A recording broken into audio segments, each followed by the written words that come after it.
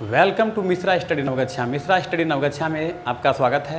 आज हम लोग क्लास 12 केमिस्ट्री पहला चैप्टर है हमारा ठोस अवस्था, जिसे हम कहते हैं सॉलिड स्टेट, इसके बारे में देखेंगे। लेकिन इसके पहले मैं आपको बता देना चाहता हूं कि सॉलिड स्टेट से संबंधित मैंने जो है कई सारे तथ्यों को बता दिया है।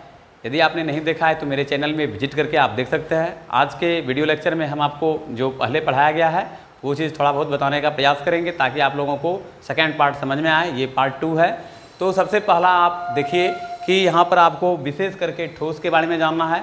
तो ठोस से संबंधित जो है मैंने बताया था, पहले पदार्थ किसे कहते हैं, उसके बाद ठोस को पदार्थ को कितने वर्गों में बांटा गया है इस चीज़ के बारे में बताया था, और उसका प्रॉपर्टीज़ बताया था कि ठोस का क्या प्रॉपर्टीज़ है और द्रव का क्या प्रॉपर्टीज़ है और जो है गैस का क्या प्रॉपर्टीज़ है, इसके बारे में बताया था। और विशेष करके जो है पदार्थ को कितने अवस्थाओं में मूल रूप से बांटा गया है, तो 3 अवस्था में, और वैसे जो है पदार्थ को 5 अवस्था में बांटा गया है। इसके बारे में भी मैंने आपको बताया था कि जो है ठोस, द्रव, गैस, प्लाज्मा अवस्था, और उसके बाद मैंने बताया था आपको बोस-आइंस्टीन कंडेंसेट अवस्था, इसके बारे में थोड़ा बताया था। लेकिन विशेष करके जो है इससे संबंधित जो है सॉलिड से संबंधित यानी कि सॉलिड स्टेट से संबंधित मैंने आपको विशेष करके क्रिस्टल और अक्रिस्टल के बारे में बताया था, क्योंकि सॉलिड स्टेट में पहला चैप्टर जो है आपको क्रिस्टल और अक्रिस्टल के बारे में ही जानना चाहिए। तो मैंने बताया था कि क्रिस्टलीय ठोस क्या होते हैं और अक्रिस्टलीय ठोस क्या होते हैं। उसके बाद क्रिस्टलीय ठोस के प्रॉपर्टीज़ क्या हैं और अक्रिस्टलीय ठोस के क्या प्रॉपर्टीज़ हैं, तो ये तमाम चीज़ बताया था। और ये भी मैंने बताया था कि क्रिस्टलीय ठोस को कितने वर्गों में बांटा गया है, तो ये सारा चीज़ जो है मैंने बता दिया है। और विशेष करके ये भी बताया था मैंने कि जो है क्रिस्टल जो तंत्र है वह कितने हैं। तो ये तमाम चीज़ आपको अगर आप हमारे चैनल में विजिट करते हैं और पहला जो पार्ट है सॉलिड स्टेट का, ये सारा चीज़ मैंने बताया था। तो आज के वीडियो लेक्चर में हम लोग जो आगे की चीज़ों को लेकर बढ़ेंगे। तो मैं आपको बता दूं कि आज हम लोग पढ़ने वाले हैं क्या क्या, तो ये चीज़ मैं बता देना चाहता हूं आपको। आज हम लोग पढ़ेंगे क्रिस्टलीय जालक और एकक कोष्टिका के बारे में। आज हम लोग क्या पढ़ने वाले हैं, क्रिस्टलीय जालक और एकक कोष्टिका के बारे में। तो ये आप यहाँ पर देखिए कि क्रिस्टलीय जालक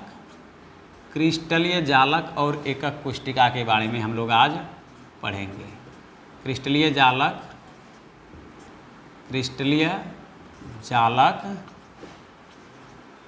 और एकक कोष्टिका यानी और एकक कोष्टिका के बारे में हम लोग आज पढ़ेंगे। देखिए बहुत ही महत्वपूर्ण पॉइंट है केमिस्ट्री में। यदि आप केमिस्ट्री पढ़ते हैं तो आपको क्रिस्टलीय जालक और एकक कोष्टिका और उससे संबंधित जो कई प्रकार के तथ्य हैं उन चीज़ों को जानना बहुत ही आवश्यक हो जाता है। तो चलिए इसको हम लोग देखते हैं कि क्रिस्टलीय जालक और एकक कोष्टिका क्या होता है। सबसे पहले हम आपको इसका परिभाषा बताएंगे कि क्रिस्टलीय जालक किसे कहते हैं। और तो चलिए देखते हैं कि क्रिस्टलीय जालक क्या होता है।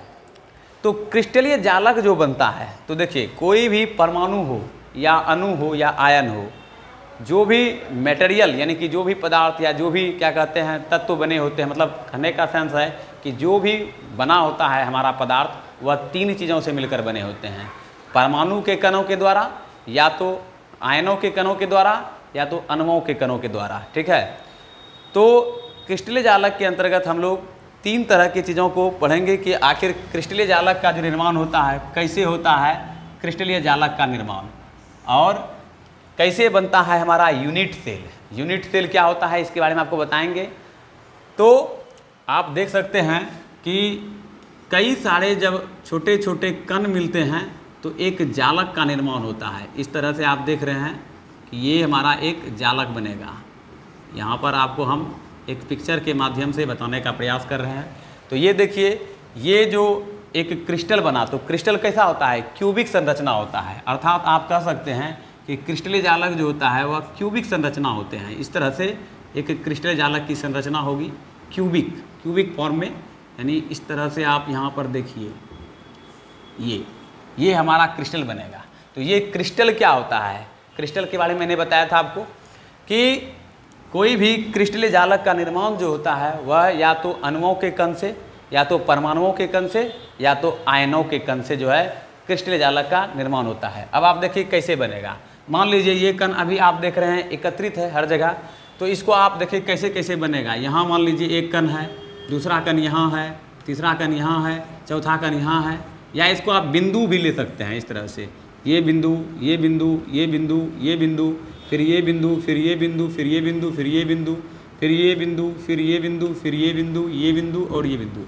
मान लीजिए इस तरह से है, तो इसको कैसे हम लोग बनाएंगे, तो किस तरह का ये बन सकता है। देखिए सबसे पहले यदि हम इसको और इसको और इसको आपस में मिला दें तो ये मेरा एक जालक बिंदु मतलब क्रिस्टल बनेगा। यानी कि क्रिस्टल जो होता है, कोई भी पदार्थ है ना, तो उसमें जो कण होता है, यानी कि उसका जो कण होगा, मॉलिक्यूल्स या एटम या फिर आयन, तो वो उसका अगर हम वो चीज़ निकालेंगे तो वो पता चल जाता है कि वो क्रिस्टल कैसा है, उसका एक कण से पता चल जाता है। और कण जो होता है वह गोलाकार होता है, यानी इसमें जो है कई सारे कण मिले हुए हैं। ये देखिए आपस में सब जो है एक दूसरे से कनेक्टेड है, जुड़ा हुआ है, इस तरह से आपको जुड़ा हुआ देखने के लिए मिलेगा। तो यही जो मूल चीज़ है आप देख रहे हैं कि यही एक तरह का हमारा क्यूबिक बनाता है, जिसको हम लोग क्यूबिक कहते हैं, यानी कि घन कहते हैं। जैसे आप यहाँ देखिए, यदि हम इसको अगर इससे मिला दें और यानी कि इसको इससे मिला दें और इसको इससे मिला दें तो ये मेरा क्या बनेगा, एक क्यूबिक संरचना प्राप्त होगा। तो चाहे वह क्रिस्टल हमारा अणु के कणों से मिलकर बना हो, या तो परमाणुओं के कणों से मिलकर बना हो, या तो आयन के कणों से मिलकर बना होता है, तो उसका संरचना हमारा क्यूबिक होता है। ठीक है, तो हम लोग यहाँ पर जो है क्रिस्टल जालक में एकक कोशिका के बारे में समझेंगे। एकक कोशिका को हम लोग कहते हैं यूनिट सेल। अब यूनिट सेल क्या होता है और उससे संबंधित कई सारी चीज़ों को समझेंगे। जैसे आपको मैंने बताया, अब एक पिक्चर आप यहाँ देखिए, इस तरह का बनेगा, मान लीजिए ये इस तरह का संरचना बनेगा, इस तरह का ये संरचना बनेगा। तो कुछ मतलब इसके जो कॉर्नर पर हैं, ये जो आप देख रहे हैं, ये जो बिंदु है, ठीक है, इसी को हम लोग जालक बिंदु कहते हैं। तो यहाँ पर हम लोग जालक क्या होता है, यानी कि अणुओं, परमाणुओं या आयनों का एक जाल जो होता है उसको हम लोग जालक बिंदु कहते हैं। ठीक है, तो अब देखिए क्रिस्टल में जो संरचनाएं होती है वह या तो वह एक विमीय होगा, या तो वह द्विविमीय होगा, या तो वह त्रिविमीय संरचना होगा। जैसे कि मान लीजिए कि ये आप देख रहे हैं कि एक ये जो कण है, ये आपको हम थोड़ा चूँकि इसलिए बताना चाहते हैं, ये इसलिए कि आपको मैंने इसके बारे में बताया था। तो यहाँ पर एक कण, दूसरा कण, तीसरा कण, चौथा कण। ठीक है, तो ये जो आप देख रहे हैं क्यूबिक संरचना है, तो इसके कॉर्नर पर जालक बिंदु है। ठीक है, तो ये देखिए आप यहाँ पर आप देखिए कि ये जो आप देख रहे हैं कण है, तो ये एक अगर सिंपल ऐसे चले मान लीजिए, तो ये आप देख रहे हैं क्या है, इसमें एक विमा है, यानी कि सिर्फ क्या देख रहे हैं आप, लंबाई है। तो एक विमा में क्या होते हैं, सिर्फ लंबाई होता है। एक विमा का मतलब, विमा मतलब होता है लंबाई, चौड़ाई और ऊंचाई। लंबाई, चौड़ाई और ऊंचाई जब रहेगा तो उसको हम लोग, जैसे जिसमें तीन मतलब जिसमें लंबाई और चौड़ाई और ऊंचाई, तो उसमें तीन विमा हुआ। जिसमें एक सिर्फ लंबाई रहे या फिर मान लीजिए एक चौड़ाई रहे, तो उसको हम लोग एक विमीय कहेंगे। ठीक है, तो जालक का जो निर्माण होता है वह अवयवी कणों से मिलकर ही बने होते हैं कोई भी क्रिस्टल। ठीक है, इसके बारे में मैंने आपको बताया। अब देखिए आपको हम थोड़ा सा कुछ एग्जाम्पल देकर और समझाने का प्रयास करते हैं। जैसे कि मान लीजिए ये हमारा एक घन है। अब आपको थोड़ा सा कि मतलब जो क्रिस्टल होगा उसकी संरचना किस तरह का हो सकता है, ये आप देखिए एक घन है, इस तरह से हम बनाने का प्रयास करते हैं। आप लोग ध्यान से देखिएगा, ये हमारा घन हम बना लेते हैं। ये देखिए ये क्या बना, एक क्यूब बना। तो कोई भी क्रिस्टल जो होता है वह क्यूबिक होता है। अब आप यहाँ पर एक चीज़ ध्यान दीजिए, देखिए घन में कितने फलक, कितने किनारा आपको पता होना चाहिए ये सब। तो घन में 6 फलक होता है। ठीक है, अब देखिए सबसे पहले मैं आपको बता दूं कि फलक कितने होते हैं घन में। तो 6 फलक होते हैं, यानी कि दीवार। यदि आप एक 3D रूम में बैठे हैं तो 3D रूम में होगा क्या, चारों दीवार हो गया आपका, नीचे का फर्श हो गया और ऊपर का छत हो गया। तो ये 6 फलक हुआ। घन में 6 फलक होते हैं। ठीक है, और कोने कितने होते हैं, तो 8 कोना होगा और 12 किनारा होगा। ठीक है, 8 कोना और 12 किनारा। अर्थात कहने का मतलब है कि जैसे अगर हम इंडिकेट करें, ये देखिए A B C D E F, उसके बाद आपका हो जाएगा G, उसके बाद H, फिर और क्या हो सकता है, तो आप देखिए यहाँ पर कि 1 2 3 4 5 6 7 8, ठीक है। तो 8 कोना होगा, 6 फलक होंगे और 12 किनारा होगा। तो कितना कोना, तो कोना कितना होगा, कॉर्नर जिसको कहते हैं, कोना मतलब क्या हुआ, कॉर्नर। कॉर्नर हमारा होता है 8, ठीक है। फलक का मतलब हुआ फेस, फेस जो होता है वह होता है 6, और किनारा का मतलब हुआ कोर, और कोर कितने होते हैं, 12। तो घन में क्या होता है कि 8 कोना होता है, 6 फलक होता है और 12 किनारा होता है, ठीक है। अब आप एक चीज़ ध्यान से देखिए, बहुत ही महत्वपूर्ण चीज़ आपको हम बताने के लिए जा रहे हैं, क्योंकि अगर आप क्रिस्टल और अक्रिस्टलीय ठोसों के बारे में जानना चाहते हैं तो आपको सबसे पहले जालक समझना होगा। यानी कि जालक का मतलब होता है जाल, अर्थात अणु, परमाणु या तो आयन का एक जाल हो सकता है। अब आप यहाँ पर ध्यान से देखिए कि जैसे कि मान लीजिए ये हुआ, ये हुआ और आपका ये हुआ, इसमें 3 एक्सिस होते हैं, जिसको हम लोग क्या कह सकते हैं, इसको हम सिंपल में अगर देखें तो आप यहाँ पर देखिए कि 3 एक्सिस क्या क्या होंगे। आपको मैं पिक्चर ढंग से बना दूँ, ये कुछ इस तरह का, ये आपका एक, ये आप देखिए ये हाँ, यदि मान लीजिए इसको आप O माने, इसको X माने, इसको Y माने और इसको Z माने, ठीक है। तो इस तरह से आप यहाँ पर देख रहे हैं पिक्चर का, ये आपको जैसा कि मैंने बताया, ये चीज़ यहाँ पर आपको मैंने बताने का प्रयास किया। तो ये देखिए इसमें 3 एक्सिस हुआ, एक हो गया हमारा कौन कौन एक्सिस हुआ, एक हुआ OX एक्सिस, ये हमारा हो गया एक OX, दूसरा हमारा क्या हो गया OY, और तीसरा हमारा क्या हो गया OZ। ये चीज़ तो आप जानते ही होंगे। तो देखिए क्रिस्टल जालक जो है, जैसा कि मैंने यहाँ आपको बताया कि ये इसमें एक विमा है, तो ये है एक विमीय क्रिस्टल जालक का एग्जाम्पल हुआ। अब देखिए जैसे कि मान लीजिए ये और ये इस तरह का कोई पार्ट है, तो इसमें आप देख रहे हैं कि 2 विमा है, यानी कि लंबाई और चौड़ाई, ये एक और ये एक। तो ये हमारा क्या हो गया, यदि मान लीजिए इसको A माने और इसको B माने, तो ये A भी हमारा हो गया। तो लंबाई और चौड़ाई देख रहे हैं, तो ये द्विविमा यानी द्विविमीय क्रिस्टल का एक एग्जाम्पल हम कह सकते हैं। लेकिन हम लोगों को ये जानना है कि जो क्रिस्टल होता है वह क्यूबिक में होता है। और ये देखिए यदि मान लीजिए ये AOX है, इसको अगर हम A माने, इसको OY को B माने और OZ को C माने, तो हमारा एक भुजा क्या हो गया, A हुआ, दूसरा B हुआ और तीसरा क्या हो गया, C हो गया। ध्यान से देखते जाइए, तभी आपको समझ में कोई भी चीज़ आएगा। तो ABC ये हमारा 3 भुजा हुआ, ठीक है। और जिसमें यहाँ पर आप क्या देख रहे थे, A और B 2 भुजा है, इसमें आप क्या देख रहे थे कि एक जो बिंदु मतलब जो हमारा अणु हो, चाहे परमाणु हो, चाहे आयन हो, तो वह हमारा देख रहे हैं इसमें एक कण दूसरे कण से सटा हुआ है और सीधा चल रहा है, तो ये हो गया। तो अब देखिए हम आपको थोड़ा सा जालक बिंदु बना करके दिखाते हैं कि इसके कॉर्नर पर क्या क्या हो सकता है। तो ये देखिए यहाँ पर अवयवी कण हुआ 1, फिर यहाँ होगा 2, फिर यहाँ होगा 3, फिर यहाँ होगा 4, फिर 5, फिर 6, फिर 7 और फिर 8, ठीक है। ये क्या हुआ, कॉर्नर पर अवयवी कण हुआ। इसके बारे में थोड़ा सा डिस्कस कर लेंगे। पहले आप यहाँ देख लीजिए कि हमारा जो है OX यानी OX देख रहे हैं, A हुआ यानी एक विमा, OY हो गया B दूसरा बीमा, और OZ हो गया C अर्थात तीसरा बीमा, ठीक है। तो OX जो है यानी कि ये आप जो एंगल देख रहे हैं, इसको अगर हम अल्फा माने, इसको हम बीटा माने और इसको अगर हम गामा मान लें, ठीक है। तो OX देखिए यहाँ एंगल OY यानी YOX अल्फा हो गया, यानी कि अगर आप लिखें इसको तो आप लिख सकते हैं कि यहाँ पर ये 3 एंगल जो है आपस में ये कौन बनाता है, अल्फा बीटा गामा। और भुजा यानी कि अक्षय जिसको हम लोग क्या कहते हैं, एक्सिस के साथ जो कौन बना रहा है, यानी ये आप देख रहे हैं कि OX ये एक्सिस है तो अल्फा, ये OY के लिए बीटा और OZ के लिए गामा कौन बना रहा है। तो ये 3 एक्सिस हुआ, जैसा कि मैंने आपको बताया कि OX OY और OZ ये 3 एक्सिस हुआ ना। तो 3 एक्सिस के साथ OX जो है के साथ अल्फा कौन बनाया जा रहा है, उसके बाद OY के द्वारा ये बीटा कौन बन रहा है और OZ के द्वारा जो है आपका गामा कौन बन रहा है।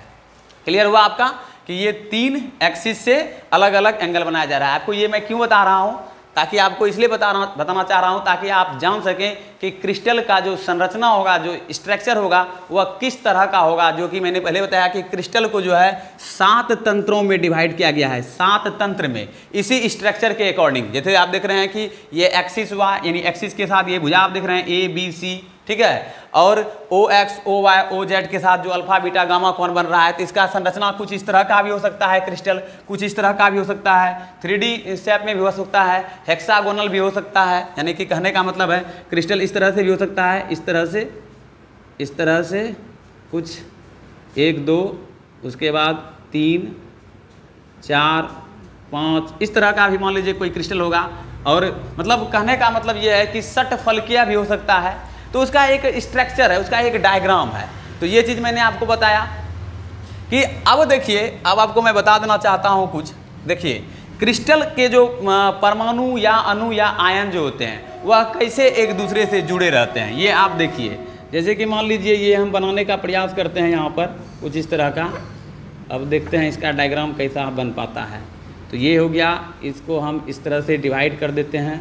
फिर उसके बाद यहाँ पर हम लोग इस चीज़ को लेते हैं कि यहाँ पर कुछ इस तरह का, ठीक है।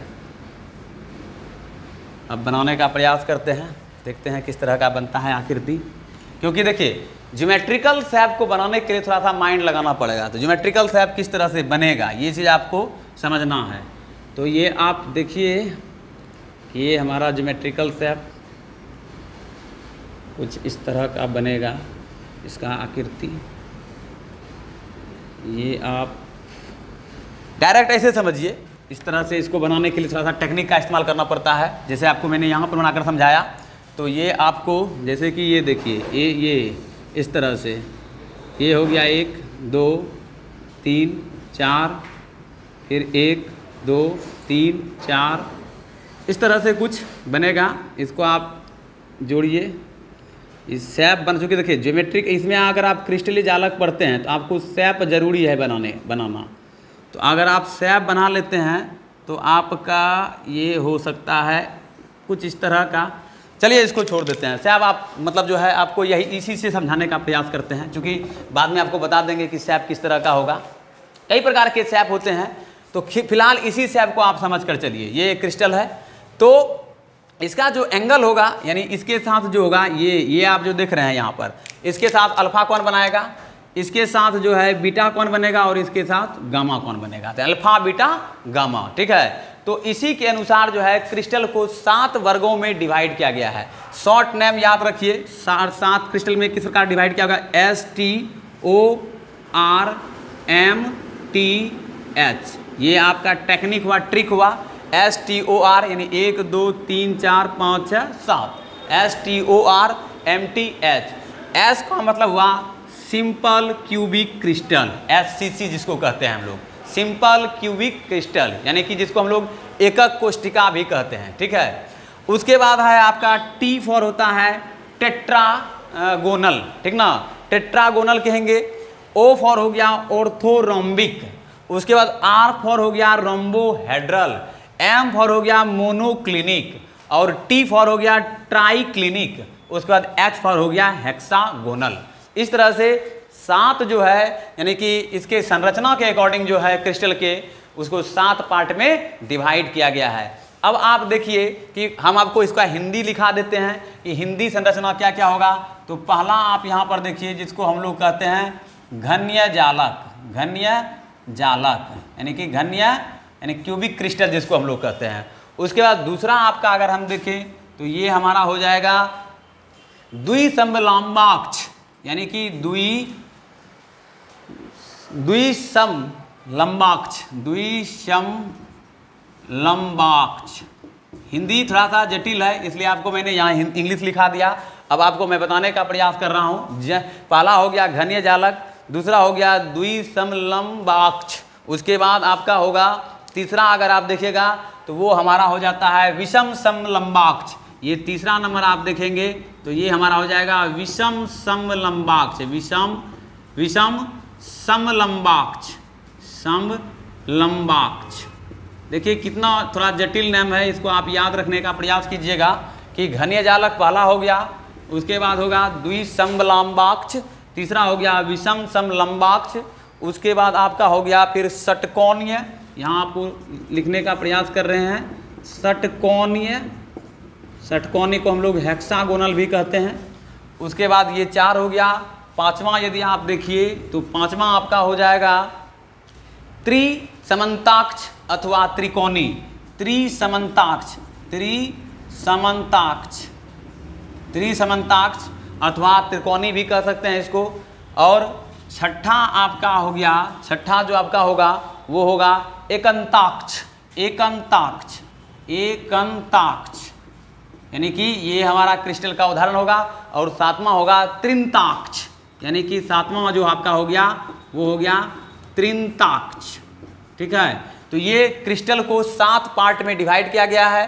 पहला पार्ट जो आप देख रहे हैं वह क्या है, इसको इंग्लिश में याद रखिए STOR, MTH, S for simple cubic crystal, T for tetragonal जिसको हम लोग कहते हैं, O for orthorhombic, R for rhombohedral, M for monoclinic, T for triclinic, उसके बाद H फॉर हेक्सागोनल। तो क्रिस्टलीय तंत्र को 7 पार्ट में डिवाइड किया गया है।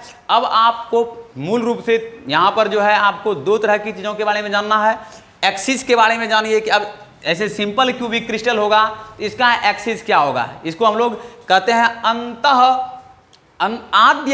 आद्य अंतः केंद्रित जो है क्रिस्टल कह सकते हैं, यानी कि सिंपल क्यूबिक क्रिस्टल इसको कह सकते हैं। और इसमें क्या होता है, आप थोड़ा सा मिटा देते हैं हम आपको और बताने का भरपूर प्रयास करने का प्रयास करते हैं। चलिए इसको मिटाते हैं और आप देखते जाइए, सिंपल आपको हर चीज़ समझ में यहाँ पर आएगा कि क्या चीज़ है ये। देखिए, जब आप कहीं भी तरीके से पढ़िएगा तभी आपको कुछ चीज़ समझ में आएगा। और केमिस्ट्री जो है क्लास 12 में बहुत ही इम्पॉर्टेंट चैप्टर हो जाता है। बहुत सारे ऐसे बच्चे हैं जिनको परेशानी का सामना करना पड़ जाता है, इसलिए आप धीरे धीरे सही तरीके से पढ़ने का प्रयास कीजिए ताकि जो है आप भली भांति इसको आप समझ सकते हैं। तो आइए हम लोग इसके बारे में थोड़ा सा डिस्कस कर लेते हैं। सबसे पहला हम लोग देखेंगे घनीय, यानी कि घनीय जालक जिसको कहते हैं। आपको मैंने बताया कि क्रिस्टल तंत्र को 7 पार्ट में डिवाइड किया गया है, जिसको हम लोग शॉर्ट फॉर्म में STOR MTH कहते हैं। और आपको मैंने बताया इसका हिंदी नेम क्या है, थोड़ा सा कन्फ्यूजन रहता है हिंदी नेम पढ़ने में, जो कि मैंने बताया घनीय हो गया पहला, दूसरा हो गया द्विसमलंबाक्ष, तीसरा हो गया विषम समलंबाक्ष, षटकोणीय, उसके बाद आपको मैंने बताया त्रिसमंताक्ष अथवा त्रिकोणी, उसके बाद एकंताक्ष, उसके बाद त्रिंताक्ष। ये 7 तरह के क्रिस्टलों में मतलब जो है, मतलब जो हमारा क्रिस्टल है उसको मतलब जो है बांटा गया है। और क्रिस्टल क्या होते हैं, तो क्रिस्टल या तो किसी अणु का, या तो परमाणु का, या तो आयन के कण होते हैं, जिसको हम लोग क्रिस्टल कहते हैं। और इसका संरचना अलग अलग तरीके से किया जा सकता है, हो सकता है। आप थोड़ा सा देख लीजिएगा इसके बारे में तो आपको जानकारी मिल जाएगी।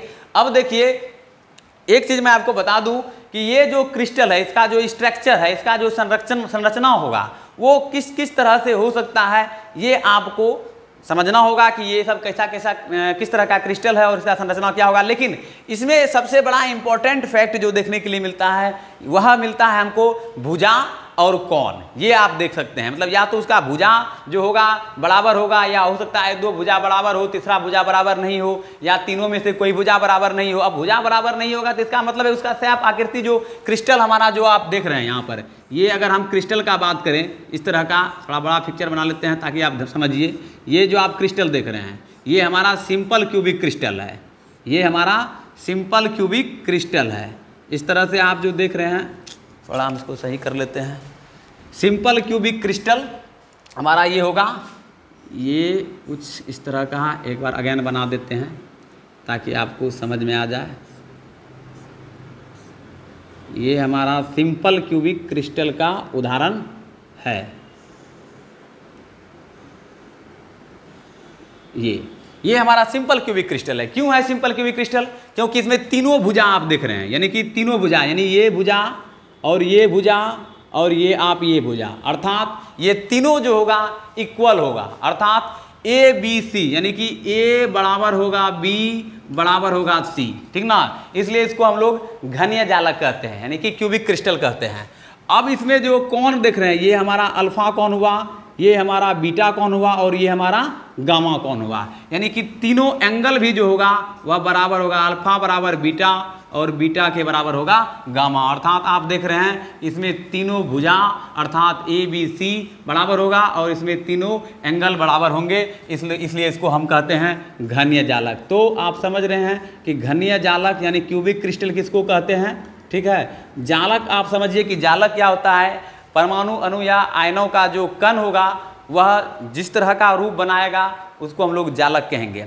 तो अब आप देखिए इसका एग्जाम्पल में अगर आप देखेंगे या घनीय जालक के अंतर्गत क्या क्या आता है, तो आपका घनीय जालक के अंतर्गत निम्नलिखित प्रकार के यौगिक या तत्व आ सकते हैं, जैसे कि आपका हो गया NaCl। NaCl का जो संरचना होगा वह क्यूबिक क्रिस्टल है। उसके बाद दूसरा हो गया आपका यसद ब्लेंड, ये याद रखिए यसद ब्लेंड। और तीसरा जो हो गया आपका Cu अर्थात कॉपर। तो ये संरचना अगर आपको एग्जाम्पल से पूछे कि ये NaCl किस तरह का संरचना है तो आप कह सकते हैं कि ये क्यूबिक क्रिस्टल है अर्थात घनीय जालक है। या यदि आपसे पूछ दे कॉपर किस तरह का क्रिस्टल का एग्जाम्पल है तो आप कह सकते हैं घनीय जालक है। अब देखिए नेक्स्ट जो आपका क्रिस्टल है जिसको हम लोग द्विसमलंबाक्ष कहते हैं। द्विसमलंबाक्ष अर्थात इसमें आप देखिए दूसरा हम लोग क्रिस्टल के प्रकार को चूंकि जानने का प्रयास कर रहे हैं, तो मैंने आपको बताया कि क्रिस्टल जैसे कि आप देखें कि घन में फलकों की संख्या 6 होते हैं, घन में जो है शीर्ष बिंदु यानी कि जो कॉर्नर पॉइंट है वो 8 होते हैं और किनारा जो होता है कोर जो होता है वह 12 गो होता है, ठीक है। ये आपको याद रखना है। और जो भी अवयवी कण है यानी अवयवी घटक है, परमाणु अणु या आयन, ठीक ना, तो वो जो है वह एक क्रिस्टल बनाता है। चाहे वह अणु का कण हो सकता है उस क्रिस्टल में, या तो परमाणु का कण हो सकता है, या तो फिर आपका आयन का कण हो सकता है। जैसे कि आप देख रहे हैं NaCl क्या है, सोडियम क्लोराइड, तो इसमें क्या है ये आयनिक क्रिस्टल का एग्जाम्पल है, यानी Na+ और Cl-, तो आयनिक क्रिस्टल है। और इसके बारे में मैंने बताया था कि जब यह ठोस अवस्था में रहते हैं तो ये विद्युत के कुचालक होते हैं, ठीक है। क्यों होते हैं, क्योंकि इसके अंदर प्लस और माइनस अर्थात ये द्विध्रुव में होते हैं, अर्थात 2 ध्रुव इसमें देख रहे हैं। ध्रुव ये क्या होता है इसके बारे में बताया था मैंने, ये प्लस चार्ज और ये माइनस चार्ज, इसी को हम लोग ध्रुव कहते हैं। और ये कूलम्बिक स्थिर विद्युत बल के द्वारा जो है आपस में बंधे होते हैं, जिस वजह से क्या होता है इसमें इलेक्ट्रॉन जब ये ठोस अवस्था में रहते हैं तो ये इलेक्ट्रॉन का सतत प्रभाव नहीं करते हैं, जिस कारण से इसमें विद्युत धारा प्रवाहित नहीं होता है। ये आप लोग जानते होंगे, यदि नहीं जानते हैं तो आप लोग जान लीजिए इस चीज़ को। और इसी तरह ठोस अवस्था में जैसे कि मान लीजिए बर्फ हुआ, ठीक है, तो जल का अगर ठोस रूप देखिएगा उसको हम बर्फ कहते हैं। तो बर्फ भी जो है जब वह ठोस अवस्था में रहेगा तो वह विद्युत के चालन मतलब विद्युत का चालक मतलब नहीं होगा, क्योंकि उसके अंदर जो मॉलिक्यूल्स है, जो अणु या परमाणु या आयन के जो कण हैं वह एक दूसरे से बंधे हुए होते हैं, हाइड्रोजन आबंध के द्वारा बंधे होते हैं। खास करके बर्फ में अगर देखा जाए H2O जो है हमारा, जो H2O है यानी H2O ये हमारा जो है बर्फ यानी कि इसका जल का ठोस रूप, तो ये जब ठोस में रहेगा तो विद्युत के चालक नहीं होंगे, अर्थात विद्युत के रोधी होंगे, विद्युत के कुचालक होंगे। क्यों होंगे इसके बारे में मैंने बताया था पिछले पार्ट में, आप लोग भली भांति देख सकते हैं। और भी थोड़ा बहुत मैंने आपको यहाँ पर बता दिया ताकि आप जान सकें कि जो है बर्फ क्यों विद्युत के कुचालक होते हैं। क्योंकि वह जब गलित अवस्था में नहीं होता है अर्थात ठोस अवस्था में होता है तो उसके अंदर जो कण है, ठीक है, वह हाइड्रोजन आबंधित बलों के द्वारा जो है बंधे होते हैं, ठीक ना, जिस वजह से ये इसमें इलेक्ट्रॉन का सतत प्रभाव नहीं हो पाता है, जिस कारण से ये विद्युत के चालक मतलब चालन नहीं कर पाते हैं। वही चीज़ बताएंगे हम आपको, N टाइप, P टाइप अर्धचालक क्या होता है, सेमीकंडक्टर, नॉन कंडक्टर और इंसुलेटर, ये सब चीज़ के बारे में बताएंगे। फिलहाल आप जानिए यहाँ पर क्रिस्टल का पहले संरचना, उसके बाद आप लोग जालक बिंदु का संख्या निकालिएगा, कितना परमाणु होगा एक क्रिस्टल में। अगर क्यूबिक क्रिस्टल है तो उसमें कितना परमाणु हो सकता है, यानी परमाणु का मतलब कहने का मतलब है कि परमाणु या अणु या आयन का कितना जो है वह गोला उसमें होगा। ये चीज़ चलिए आपको बताते हैं। पहला आप समझिए कि द्विसमलंबाक्ष, द्विसमलंबाक्ष, समलंबाक्ष, लंबाक्ष, लंबाक्ष, द्विसमलंबाक्ष, ठीक है। तो ये क्या होगा, द्विसमलंबाक्ष जो होंगे वह कुछ इस तरह का क्रिस्टल हो सकता है, आपको मैं बताने का प्रयास करता हूँ। द्विसमलंबाक्ष कुछ इस तरह का क्रिस्टल होगा जिसमें क्या होगा, द्विसम, द्वि माना होता है 2, सम मन समान लंब अक्ष, लंब जोड़ अक्ष यानी कि द्वि मन दो सम मन समान लंब, अर्थात उसका जो लंब होगा, जैसे कि आप यहां पर देख रहे हैं ये क्या है, लंब है, तो द्वि सम लंबाक्ष, स्पष्ट हो जाता है कि द्वि मन दो सम मन समान लंब मन लंब जो आप कह सकते हैं, और अक्ष यानी कि दो समलंब होगा, अर्थात दो समलंब होगा। समलंब आप समझ रहे हैं कि समलंब क्या होता है, इसमें दो समलंब होंगे जिसको हम लोग द्विसमलंबाक्ष कहते हैं। तो द्विसमलंबाक्ष जो होगा इसमें आपको जैसा कि इसी से पता चल रहा है कि दो कोई भुजा समान होगा। मान लीजिए ए बराबर होगा क्या, बी, लेकिन तीसरा भुजा जो होगा वह बराबर नहीं होगा, अर्थात यदि ए बराबर बी है तो does not equal to C, तीसरा जो है बराबर नहीं होगा। अब आप देखिए ये द्विसमलंबाक्ष जो होते हैं क्रिस्टल के जो एग्जाम्पल हैं, जैसा कि मैंने बताया था आपको कि STORMTH, उसी के अकॉर्डिंग हम यहाँ पर चल रहे हैं। तो ये दो भुजा जो है ए बराबर बी है but does not equal to C, लेकिन इसमें क्या है कि एंगल जो होगा, अर्थात अल्फा बीटा और गामा, अगर आप देखिएगा एंगल तो ये तीनों आपस में बराबर होगा और तीनों मिलाकर आपका जो एंगल बनेगा वो 90 डिग्री होगा। खास करके अगर आप घन्य जालक में देखें, यानी कि सिंपल क्यूबिक क्रिस्टल में अगर आप देखें तो ये घन्य जालक जो होते हैं इसमें तीनों एक्सिस जो होते हैं आपस में इक्वल होते हैं, अर्थात OX OY, मान लीजिए ये आपका O बिंदु हुआ, OX और ये OY ये OZ, तो OX और OY और OZ जो होंगे तीनों इक्वल होंगे, इसलिए इसको घनीय जालक कहते हैं।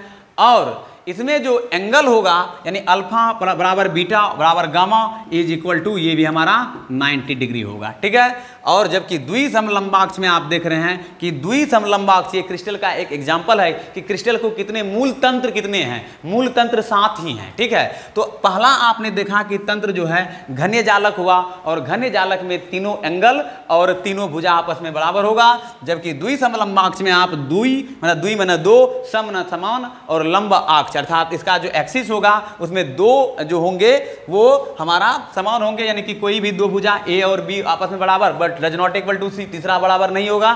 साथ ही जो है अल्फा बराबर बीटा बराबर गामा इक्वल टू 90 डिग्री होगा, इसमें कोई अंतर आपको देखने के लिए नहीं मिलेगा। इसलिए आप लोग याद कीजिए कि घन्य जालक में तीनों भुजा बराबर और तीनों कोण बराबर, ठीक है, अर्थात तीनों कोण इक्वल टू 90 डिग्री, अर्थात 90 डिग्री के पर झुका रहेगा। देखिए ये इस पर लंब है, ये इस पर लंब है, और इसी प्रकार अगर आप देखें कि ये भुजा पर लंब ये भुजा होगा, अर्थात तीनों आपस में 90 डिग्री का एंगल बनाएगा, अर्थात अल्फा भी 90, बीटा भी 90 और गामा भी 90 डिग्री का एंगल बनाएगा। अल्फा बीटा गामा के साथ कौन, मतलब ये तीनों कौन बना रहा है, OX के साथ अल्फा, OY के साथ बीटा, OZ के साथ गामा, ये तीनों कौन जो है इक्वल होंगे, बराबर 90 डिग्री होंगे। जबकि द्विसमलंबाक्ष में आप देख रहे हैं कि दो भुजा आपस में इक्वल होगा, A बराबर B होगा, मान लीजिए जैसे ये भुजा देख रहे हैं A हुआ, ये होगा B, तो दो भुजा बराबर होगा, लेकिन तीसरा जो C होगा वह इक्वल नहीं होगा और इसमें तीनों कोण जो होंगे वह बराबर होंगे। इसको हम कहते हैं द्विसमलंबाक्ष, ठीक है। अब देखिए इसका एग्जाम्पल क्या क्या हो सकता है। इसका एग्जाम्पल यदि आप देखिएगा तो श्वेत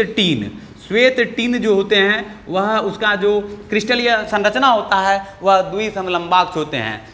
इसी प्रकार SnO2 इसकी संरचना भी आपका द्विसमलंबाक्ष होंगे। उसके बाद और आपको मैं बता दूं TiO2 ये भी आप यौगिक है, इसकी संरचना भी द्विसमलंबाक्ष होंगे। उसके बाद कैल्शियम सल्फेट यानी कि CaSO4 ये भी हमारा द्विसमलंबाक्ष होंगे, यौगिक है। तो ये सब कुछ एग्जाम्पल मैंने बताया कि जो है घन्य जालक में कौन कौन होगा, NaCl होगा जो कि घन्य, इसकी संरचना क्यूबिक होगी, यसद ब्लैंड इसकी संरचना क्यूबिक और कॉपर की संरचना हमारा क्यूबिक होगा। जबकि द्विसमलंबाक्ष में श्वेत टीन, SnO2, TiO2 और CaSO4 इसकी संरचना हमारा क्या होगा, द्विसमलंबाक्ष होंगे। और इसमें इसका अगर आप इस क्रिस्टल का अगर बात करें यानी इस यौगिक का अगर बात करें तो इसमें दो भुजा आपस में बराबर होगा और तीसरा भुजा आपस में बराबर नहीं होगा। दो भुजा का मतलब क्या हुआ, आपको मैंने बताया था विमा, अर्थात ABC 3 विमा हुआ। तो एक जैसे कि मैंने आपको बताया था कि ये देखिए ये जो हमारा अणु परमाणु या जो आयन के कण है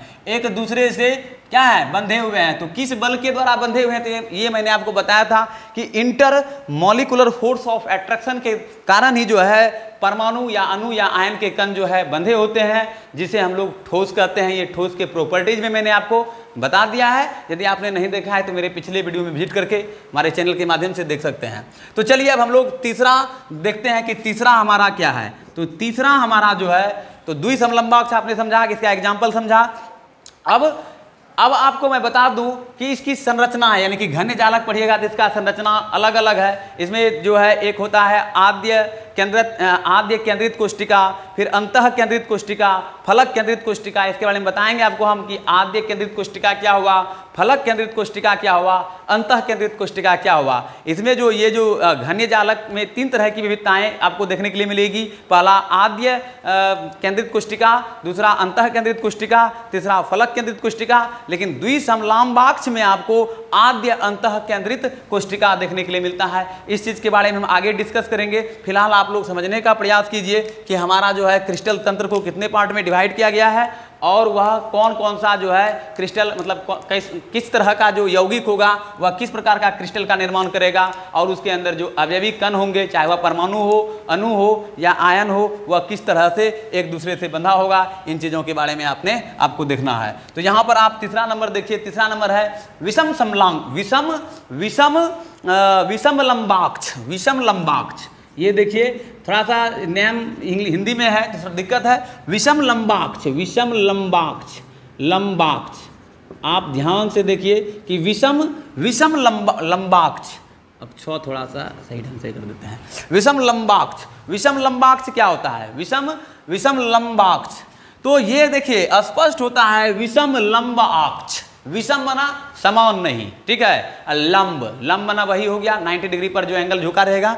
अक्ष बना एक्सिस हो गया। तो विषम लंबाक्ष इसका मतलब हुआ कि विषम लंबाक्ष जो होंगे उसमें तीनों साइड जो होगा, मतलब तीनों जो एक्सिस होगा, चाहे वह OX, OY, OZ जो देख रहे हैं, ये इक्वल नहीं होगा। इसलिए इसको विषम लंबाक्ष कहते हैं, ठीक है। तो विषम लंबाक्ष में के अंतर्गत किस तरह का जो इसमें एंगल देख लीजिए। एंगल जो होगा इसमें एंगल भी जो है तीनों इक्वल होंगे, अर्थात अल्फा बराबर बीटा बराबर गामा इक्वल टू 90 डिग्री। इसका भी एंगल यही होगा, अल्फा बीटा और गामा जो होंगे वह 90 डिग्री होंगे। यानी कि विषम लंबाक्ष जो होंगे उसमें जो है विषम अर्थात एक भी भुजा बराबर नहीं, मतलब जो एक्सिस होगा उसका OX, OY और OZ, तो OX और OY और OZ जो होंगे वह तीनों बराबर नहीं होंगे, लेकिन अल्फा बीटा गामा तीनों कोण मिलाकर हमारा 90 डिग्री होगा। अब देखिए विषम लंबाक्ष के अंतर्गत किस प्रकार के उदाहरण आ सकते हैं, कौन कौन से यौगिक हो सकते हैं। तो आपको मैं बता दूं कि विषम लंबाक्ष के अंतर्गत जो यौगिक हैं वो हमारा गंधक हुआ।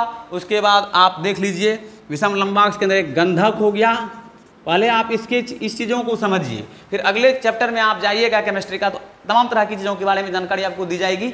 उसके बाद KNO2 हो गया, ठीक है। ये सब यौगिक है, ये सब एग्जाम्पल हो सकता है विषम लंबाक्ष के। उसके बाद BaSO4, ये देख रहे हैं BaSO4, ये हमारा विषम लंबाक्ष के एग्जाम्पल हो सकते हैं। तो आपको मैंने क्रिस्टलीय से संबंधित जो क्रिस्टल तंत्र है, मूल क्रिस्टल तंत्र है, उसको 7 पार्ट में डिवाइड किया गया है। तो पहला मैंने आपको बताया घन्य जालक, जिसको हम लोग क्यूबिक क्रिस्टल कहते हैं। दूसरा आपको मैंने बताया द्विसमलंबाक्ष, ठीक है। उसके बाद विषम लंबाक्ष और द्विसमलंबाक्ष में क्या होता है, इसका जो एक्सिस OX, OY, OZ जो होता है इसमें कौन कौन बराबर होता है और एंगल कितना डिग्री का बनाता है और उसका क्या क्या एग्जाम्पल हो सकता है, ये मैंने बताया। अब हम लोग और 4 क्रिस्टलों के बारे में जानते हैं, और 4 क्रिस्टल क्या क्या हो सकता है और उसका उदाहरण क्या क्या हो सकता है। तो आप लोग भली भांति हमारे साथ बने रहें। यदि आपको कोई डाउट हो 8210726290 पर कांटेक्ट कीजिए, और यदि आपको कोई परेशानी हो तो डायरेक्ट पूछ सकते हैं। तो अब हम लोग आगे देखते हैं षटकोणीय। अब ये हमारा चौथा नंबर जो क्रिस्टल का एग्जाम्पल है वह है हमारा षटकोणीय। तो षटकोणीय यानी कि षटकोणीय का मतलब हुआ हेक्सागोनल। आपको मैं पढ़ाऊंगा हेक्सागोनल क्लोज पैक्ड क्या होता है, ठीक है। और सिंपल क्यूबिक क्रिस्टल क्या होता है, इसके बारे में थोड़ा आपको डेफिनेशन पहले अभी बता रहा हूँ, आप लोग समझ विकसित कीजिए, क्योंकि बहुत सारे ऐसे चीज़ हैं जिसको आपको पहले थोड़ा थोड़ा छोटा छोटा पॉइंट को जानना होगा, तब जाकर जो है आप एक बड़ा पॉइंट जान सकते हैं। तो षटकोणीय जो है, षटकोणीय कह सकते हैं, जालक या क्रिस्टल कह सकते हैं इसको। इसकी संरचना अगर हम देखें तो यह संरचना जो इसका एक्सिस जो होता है, इसमें क्या होता है, 2 ठो बराबर होगा, अर्थात मान लीजिए A बराबर होगा B but does not equal to C। आपने समझा कि ABC क्या होता है। और एक चीज मैं आपको बता दूं कि षटकोणीय जालक जो होंगे, जो हेक्सागोनल क्यूबिक क्रिस्टल होगा, मतलब हेक्सागोनल क्रिस्टल जो होंगे, वो हमारा जो होगा अल्फा, अल्फा बराबर बीटा, ठीक है। अल्फा जो होंगे वह बीटा के बराबर होगा, अर्थात ये दोनों कोण बराबर 90 डिग्री होगा। लेकिन गामा जो होगा वह बराबर नहीं होगा, अर्थात इसका जो एंगल होगा वो हमारा कितना होगा, 120 डिग्री। अल्फा बराबर बीटा होगा और गामा एंगल जो होगा हमारा वह 120 डिग्री होगा।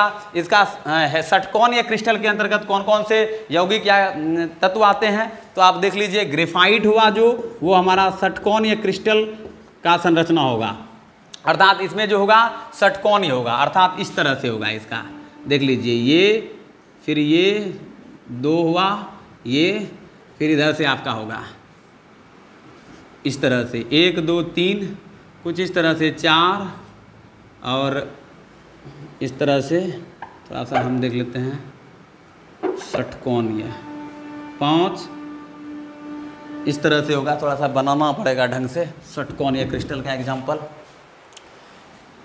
जैसे कि 1 2 3, ठीक है, 4 1 2 3 4, इस तरह से कुछ बनेगा।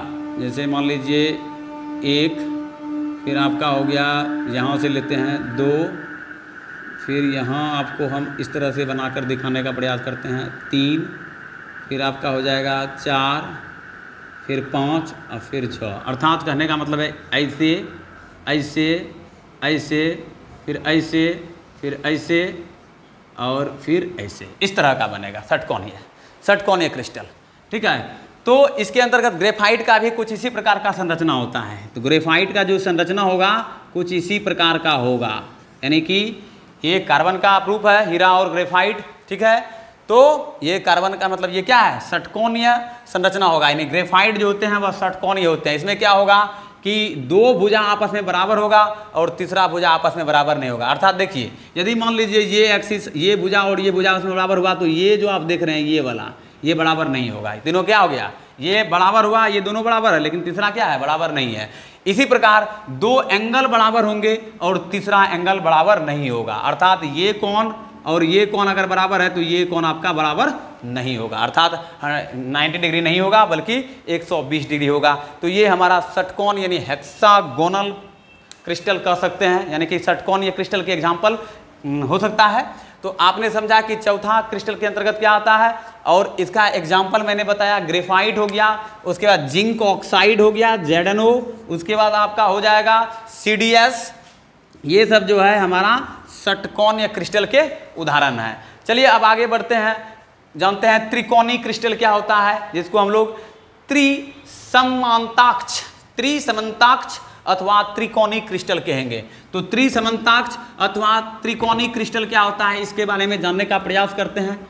तो आपको मैं आज क्रिस्टल तंत्र के बारे में बताऊंगा और आपको बताऊंगा कि जालक बिंदु क्या होते हैं, उसके बाद दोष कौन कौन सा होता है, ये चीज़ देखते हैं कहाँ तक हम आपको बता पाते हैं, क्योंकि वीडियो काफ़ी लंबा हो जाता है। इसलिए हम चाहते हैं कि आपको नियमबद्ध तरीके से बताने का प्रयास करें ताकि आप लोग देखते रहें। तो त्रिसमांताक्ष अथवा त्रिकोणीय क्रिस्टल, तो ये हमारा जो है 3 2 5, हाँ 5वां प्रकार होगा क्रिस्टल का, जिसको हम लोग त्रिसमांताक्ष यानी कि त्रिसमांताक्ष या त्रिकोणीय क्रिस्टल कहेंगे। त्रिसमांताक्ष, त्रिसमांताक्ष आप लोग भी ध्यान से देखिए, त्रिसमांताक्ष, त्रिसमांताक्ष, त्रिसमांताक्ष, या इसको हम लोग कहेंगे त्रिकोणीय क्रिस्टल। ये देखिए क्रिस्टल को मूल रूप से जो है 7 पार्ट में डिवाइड किया गया है। मैंने आपको बताया कि पहला पार्ट जो है घनीय हुआ, दूसरा हो गया द्विसमलंबाक्ष, तीसरा हो गया विषम समलंबाक्ष, चौथा हो गया षटकोणीय और हमारा 5वां है त्रिसमांताक्ष अथवा त्रिकोणीय क्रिस्टल। तो इसमें देखिए क्या होता है, ये हाँ एक चीज़ मैं आपको बता दूं, अच्छा इसके बारे में बाद में बताएंगे कि आद्य मतलब कोष्टिका क्या हुआ, इसके बारे में बता देंगे। फिलहाल आप देख लीजिए कि त्रिसमांताक्ष अथवा त्रिकोणीय क्रिस्टल में क्या होगा। इसमें क्या होगा, त्रिसमांताक्ष यानी कि त्रि मन होता है 3 और समन्ताक्ष यानी समान अक्ष, 3 गो समान अक्ष होगा। देखिए इसी से स्पष्ट हो जाता है कि त्रिसमांताक्ष क्या होता है, त्रि मन 3, समान मन समान, अर्थात तीनों भुजा इक्वल और अक्ष पर, यानी कि त्रिसमांताक्ष या अर्थात उसको हम त्रिकोणीय कहेंगे।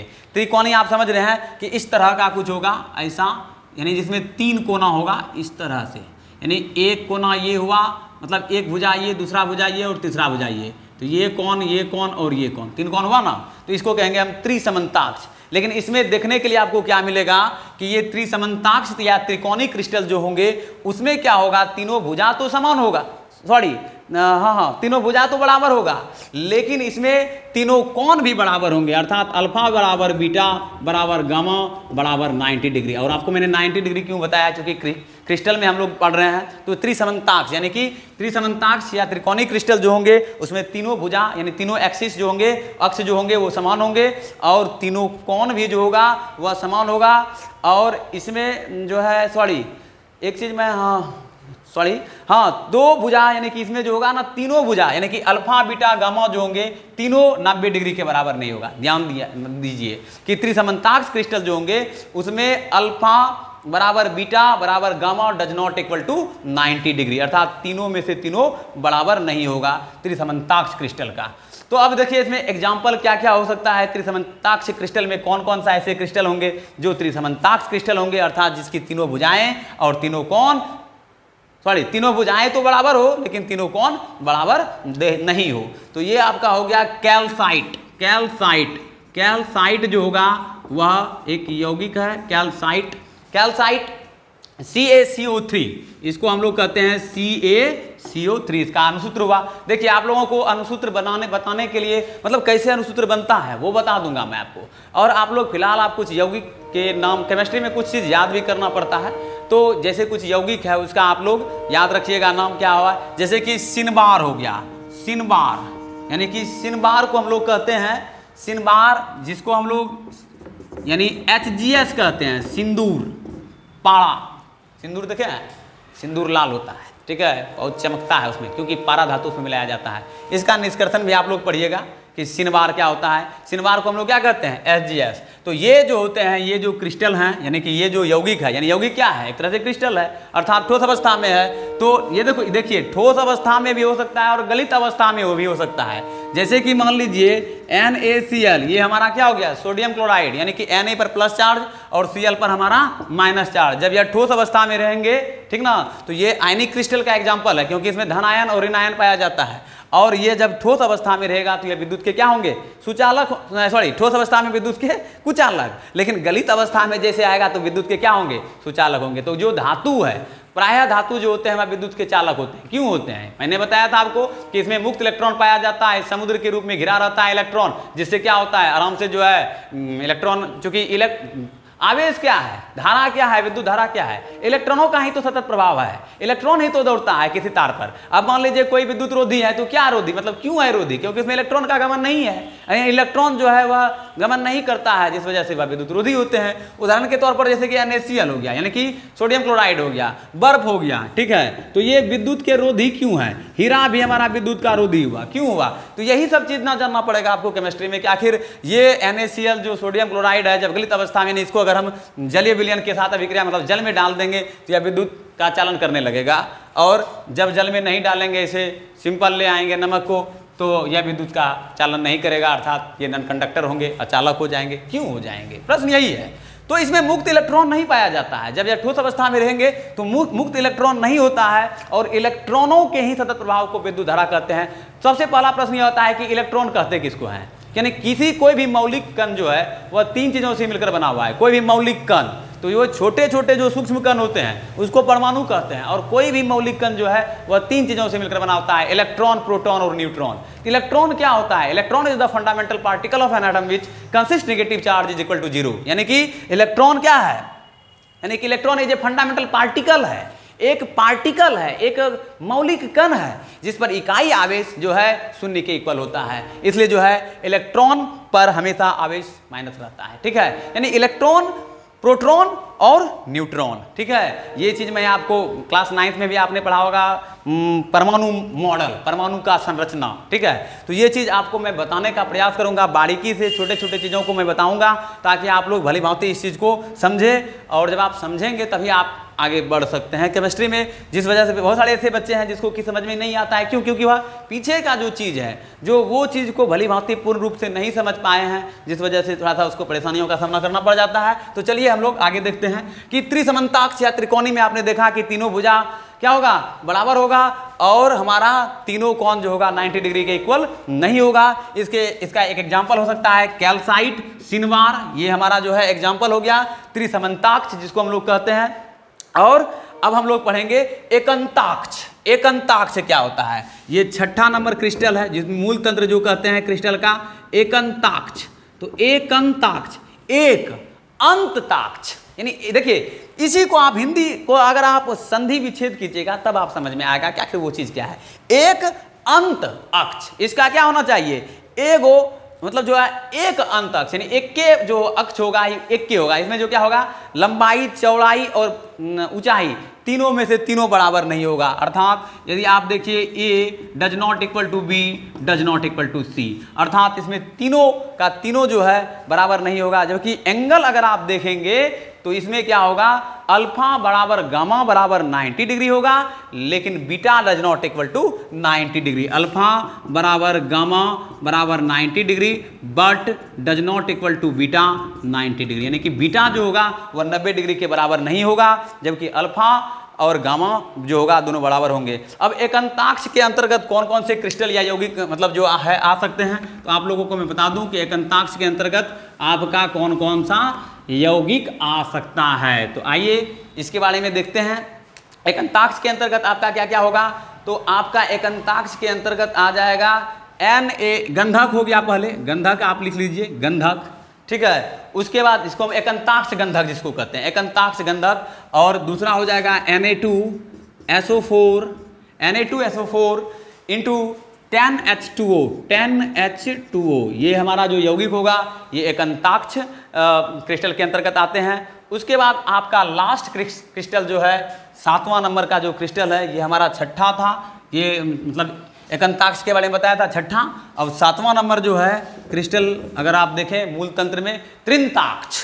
त्रिंताक्ष देखिए ये बहुत ही कॉमन चीज है, त्रिंताक्ष। त्रिंताक्ष, त्रिंताक्ष का मतलब तीनों अक्ष इक्वल नहीं, ठीक ना, तीन अक्ष में से कोई भी अक्ष इक्वल नहीं। अर्थात यदि हम A does not equal to B does not equal to C, अर्थात त्रिंताक्ष में तीनों इक्वल नहीं होगा और ना ही तीनों कोण ही इक्वल होगा। अर्थात अल्फा बराबर यानी alpha does not equal to beta does not equal to gamma, ठीक है। तो ये हमारा जो होगा alpha does not equal to beta और does not equal to gamma equal to मतलब 90 डिग्री के बराबर नहीं होगा। अल्फा बराबर ना तो बीटा ना तो बराबर गामा बराबर 90 डिग्री, ये नहीं होगा। अब देखिए इसका उदाहरण क्या क्या हो सकता है, त्रिंताक्ष का क्या क्या उदाहरण हो सकता है। तो आइए त्रिंताक्ष के बारे में जानते हैं, त्रिंताक्ष का क्या क्या उदाहरण होगा। तो त्रिंताक्ष के अंतर्गत क्या क्या होगा, तो पहला हो गया K2Cr2O7, K2Cr2O7 इसको कहते हैं पोटासियम डाइक्रोमेट। पोटेशियम डाइक्रोमेट ये हमारा हो गया त्रिंताक्ष के अंतर्गत, ये यौगिक है, इसका नाम आपको याद रखना होगा। उसके बाद आपका हो गया CuSO4 कॉपर सल्फेट। उसके बाद आपका हो गया CuSO4, उसके बाद हो गया 5H2O यानी कि जल, 5H2O, ठीक है। अब आप देखिए H3BO ये यौगिक है, BO3। तो ये हमारा जो एग्जाम्पल आपने देखा ये हमारा त्रिंताक्ष क्रिस्टल के एग्जाम्पल हुए। आपने समझा कि मूल क्रिस्टल को कितने पार्ट में डिवाइड किया गया है, उसके एक्सिस के अकॉर्डिंग। अगर एक्सिस क्या होगा, या तो आपको मैंने बताया था कि 2 एक्सिस बराबर होगा, तीसरा एक्सिस बराबर नहीं होगा, हो सकता है तीनों में से तीनों एक्सिस बराबर नहीं हो सकता है तीनों एंगल बराबर हो सकता है तीनों में से तीनों एंगल बराबर नहीं हो सकता है 2 एंगल बराबर हो, तीसरा एंगल बराबर नहीं हो सकता है कि कोई भी एक एंगल ही बराबर हो, 2 एंगल बराबर नहीं हो। इस तरह का उसको कैटेगराइज करके जो है 7 क्रिस्टलों में मूल मतलब क्रिस्टलों को डिवाइड किया गया है, ठीक है। तो हम लोग अब इसी आधार पर जो है ब्रेविस लेटिस ने जो है इसके अंतर्गत जो है जो एक फ्रेंच गणितज्ञ थे, उन्होंने जो है 3 विमाओं को केवल 14 प्रकार के जालक मतलब 14 प्रकार के रूप में जो है जालक के रूप में इन्होंने बताया, जिन्हें हम लोग ब्रेविस लेटिस जालक कहते हैं, ठीक है।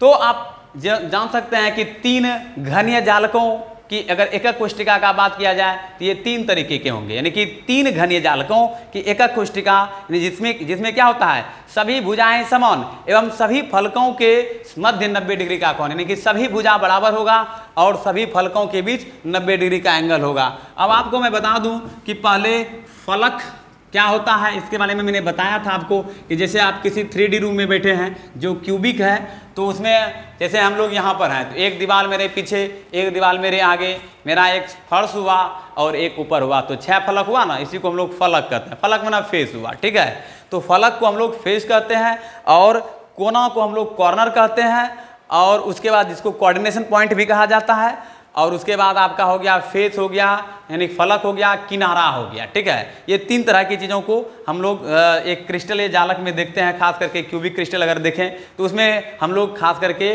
देखते हैं फलक, उसके बाद कॉर्नर और किनारा, कोर जिसको कहते हैं। तो इस तरह से आपको मैं बता दूं कि 3 घनीय जालकों की एक कोष्टिका का अगर हम देखें जिसमें 3 घनीय यानी कि 3 घनीय जालकों यानी कि 3 घन जालक, यानी अलग अलग अगर 3 घन जालक हम देखेंगे तो उसका अगर हम देखें तो उसमें होता है आद्य अथवा सरल, जिसको हम लोग सिंपल क्यूबिक क्रिस्टल कहते हैं। फिर अंतः केंद्रित, जिसको हम लोग क्या कहते हैं, इस अंतः केंद्रित मतलब अंतः माना बीच में, केंद्रित, ठीक ना। और उसके बाद होगा फलक केंद्रित, अर्थात हम लोग कहते हैं इस तरह से इसको हम लिख सकते हैं, हम लोग विशेष तौर पर इसी चीज को समझेंगे, SCC अर्थात सिंपल क्यूबिक क्रिस्टल। फिर आपका होगा BCC यानी बॉडी सेंटर्ड क्रिस्टल। उसके बाद आपका होगा FCC अर्थात फेस सेंटर्ड क्रिस्टल, यानी कि FCC में हो गया फलक केंद्रित कोष्टिका, और ये हो गया अंतः केंद्रित कोष्टिका, और ये हो गया सरल कोष्टिका, या इसी को हम लोग आद्य कोष्टिका कहते हैं। तो घनीय जालक में हम लोग विशेष करके इसी 3 चीज़ों के बारे में जानेंगे। और इसी प्रकार द्विसमलंबाक्ष में जाइएगा तो उसमें भी 2 प्रकार के होते हैं, एक होता है आद्य केंद्रित कोष्टिका, फिर होगा अंतः केंद्रित कोष्टिका। इसी प्रकार 4 विषम लंबाक्षों जालकों के करके कोष्टिका की बात करें तो इसमें जो है असमान भुजाएं और सभी फलकों के मध्य जो है 90 डिग्री का कोण होगा। इसमें 4 तरह की कोष्टिकाओं का निर्माण होगा, जैसे कि आद्य, अंत्य केंद्रित, और उसके बाद अंतः केंद्रित, उसके बाद फलक केंद्रित यानी कि ECC यानी इंड सेंटर्ड क्रिस्टल, यानी कि अब इसके बारे में बताते हैं आपको, भले आप जान लीजिए। मेनली जो है आपका SCC, BCC और FCC, इसी प्रकार के 4 क्रिस्टलों में जितने भी आपको मैंने मूल क्रिस्टल बताया, 7 क्रिस्टल, या तो वह जो क्रिस्टल है, जैसे कि मैंने आपको बताया कि घनीय क्रिस्टल, तो घनीय क्रिस्टल कितने प्रकार के हो सकते हैं, 3 तरह के हो सकते हैं। तो आद्य एकक कोष्टिका, उसके बाद आपका अंतः केंद्रित एकक कोष्टिका, फलक केंद्रित कोष्टिका यानी फलक केंद्रित एकक कोष्टिका का अगर हम बात करें तो। इसी प्रकार 2 द्विसम लंबाक्ष जालकों की एकक कोष्टिका की बात करें तो वो 2 प्रकार के होते हैं, आद्य एकक कोष्टिका और केंद्रित एकक कोष्टिका। इसी प्रकार अगर हम लोग 4 विषम लंबाक्षों का अगर बात करें, विषम लंबाक्ष जालक का अगर बात करें, उसमें 4 तरह के कोष्टिका देखने के लिए मिलता है आपको। एकक कोष्टिका, आद्य, अंत्य केंद्रित, अंत केंद्रित, और उसके बाद फलक केंद्रित, यही 4 चीज। और हर जगह आपको यही 2, 3, 4, किसी में 2, किसी में 3, किसी में 4 देखने के लिए मिलेगा। जैसे कि एग्जाम्पल के तौर पर आप लोग देखें तो अगर आप षटकोणीय जालक की एकक कोष्टिका की बात करें तो इसमें जो है आपको 2 तरह का जो है एकक कोष्टिका, यानी कि षटकोणीय जालकों की एकक कोष्टिका भी आपको किसी इस तरह का ही देखने के लिए मिलेगा। बॉडी सेंटर्ड, FCC, BCC जो भी है, यही सब चीज कुल मिलाकर देखने के लिए मिलता है। तो चलिए हम लोग सिंपल क्यूबिक क्रिस्टल और बॉडी सेंटर्ड क्यूबिक क्रिस्टल और फेस सेंटर्ड क्रिस्टल और इंड सेंटर्ड क्रिस्टल को समझते हैं कि ये चीज क्या है। आइए इसको देखते हैं कि हमारा सबसे पहले सिंपल क्यूबिक क्रिस्टल में जालक बिंदु की संख्या ज्ञात करते हैं। सिंपल क्यूबिक क्रिस्टल में जालक बिंदुओं की संख्या को हम लोग ज्ञात करने का प्रयास करेंगे। आखिर सिंपल क्यूबिक क्रिस्टल में जालक बिंदु कितने होते हैं? सबसे पहले आपको मैं एक डायग्राम बताने का प्रयास करता हूं, आप लोग भली भांति देखिएगा कि हमारा जो क्रिस्टल होता है वह किस तरह का हो सकता है। तो ये आप देखिए, हमारा एक क्रिस्टल हम यहाँ बनाते हैं, इस तरह का एक क्रिस्टल हम उस दिन बना रहे थे, कुछ इस तरह का क्रिस्टल। ये हमारा देखिए क्रिस्टल बना। अब देखिए ये क्रिस्टल आप देख रहे हैं, तो ये क्रिस्टल का अगर हम लोग SCC बात करें, पहला SCC अर्थात सिंपल क्यूबिक क्रिस्टल। सिंपल मतलब क्या? सामान्य, यानी कि साधारण, जिसको हम लोग कहते हैं। एकक कोष्टिका। तो एकक कोष्टिका इसको क्यों कहा गया, यानी सिंपल क्यूबिक क्रिस्टल इसको क्यों कहा गया है? तो सबसे पहले मैंने आपको बताया था कि सिंपल क्यूबिक क्रिस्टल में तीनों एंगल बराबर होगा और तीनों एक्सिस बराबर होंगे, ठीक है। तो ये आप देख रहे हैं कि इसके कॉर्नर पर जैसे कि एक एटम या मॉलिक्यूल्स या इसको हम कह सकते हैं आयन, एक एटम, दूसरा एटम, तीसरा एटम, फिर उसके बाद चौथा एटम, पांचवां, छठा, सातवां और आठवां। आप देख रहे हैं कि इसके कॉर्नर पॉइंट पर कितने एटम है। अब आप समझिए कि इसका जो ये आप जो देख रहे हैं, यानी कि एक जो हमारा एटम है, ये जो एटम देख रहे हैं, थोड़ा बड़ा बना लिए ताकि आप समझ लिए, होता है मूल छोटे छोटे, यानी कि छोटे छोटे कणों को हम लोग परमाणु कहते हैं। आप सिर्फ समझते जाइए। तो देखिए हमारा जो SCC यानी कि सिंपल क्यूबिक क्रिस्टल होगा, उसमें अगर हम जालक बिंदु का बात करें, जालक बिंदु यानी कि कितने बिंदुओं से मतलब मूल रूप से वो घिरे रहते हैं क्रिस्टल, उस चीज को अगर हम लोग देखें, अर्थात परमाणु का बात करें, ठीक ना, तो आद्य घन्य एकक कोष्टिका में परमाणु अथवा अवयवी कण को अगर हम देखें तो केवल जो है कोने पर व्यवस्थित होते हैं। यहां आप देख रहे हैं ना, कोना पर, यानी कि सिंपल क्यूबिक क्रिस्टल में क्या होगा कि आद्य घन्य एकक कोष्टिका में खास करके परमाणु अथवा जो है क्या कहते हैं अवयवी कण केवल जो है कोनों पर होते हैं, और कोनों के प्रत्येक परमाणु जो होते हैं 8 निकटवर्ती एकक कोष्टिकाओं के मध्य सहभाजित होता है, यानी कि बटा हुआ रहता है। यानी कि कहने का मतलब है कि ये जो क्रिस्टल आप देख रहे हैं, इसके बगल में भी क्रिस्टल है, इसके पीछे भी क्रिस्टल है, इसके इधर भी क्रिस्टल है, इसके आगे भी क्रिस्टल है। तो एक जो हमारा गोला है वह मूल रूप से देखिएगा तो इसका 1/2 भाग ही, यानी इसमें देखिए 4 भाग हुआ ना, तो 4 भाग का मतलब हुआ कि एक क्रिस्टल में 1 भाग ही जो है इसका है, और बाकी जो आप 3 भाग देख रहे हैं वो अलग क्रिस्टल के लिए है, क्योंकि इसी के साथ और सारा क्रिस्टल भी सम्मिलित हो सकता है, बन सकता है, ठीक है। कई प्रकार के क्रिस्टल हो सकते हैं, जैसे कि मान लीजिए कि ये हमारा, आप देखिए आपको हम समझाते हैं, ये यानी कि कहने का मतलब है कि ये एक पार्ट हुआ, यानी अगर इतना उठो हम बात करें एक क्रिस्टल का, इसमें एक पार्ट हुआ। अगर हम एक क्रिस्टल बनाते हैं तो इस तरह का दूसरा भी क्रिस्टल होगा, इसी के साथ सटा होगा, तीसरा भी होगा, चौथा भी होगा। तो एक अगर हम क्रिस्टल यानी एक ठो क्रिस्टल का बात करें तो इसमें जो इसका जो होगा एक भाग पाया जाता है। क्योंकि इसका 8 कॉर्नर होता है, तो 8 कॉर्नर पर यानी कि जो इसका कोऑर्डिनेशन पॉइंट जिसको आप कहते हैं, तो 8 कॉर्नर पर अगर आप देखें, ऐसे समझिए, सिंपल भाषा में आपको मैं समझाने का प्रयास करता हूं। जैसे यहां आप देख रहे हैं, तो ये देखिए, ये जो हमारा परमाणु या अणु या आयन जो भी कण होंगे, तो ये आप देख रहे हैं, तो ये इसके बगल में यानी इधर साइड में भी एक इसी तरह का बना हुआ है जालक, ठीक है, यानी क्रिस्टल बना हुआ है। इसके बाद इसके बगल में इधर बना हुआ है, फिर इसके सामने बना होगा। तो कुल मिलाकर इसका एक भाग ही इस एक क्रिस्टल में होगा। अर्थात इसमें कितना भाग होता है?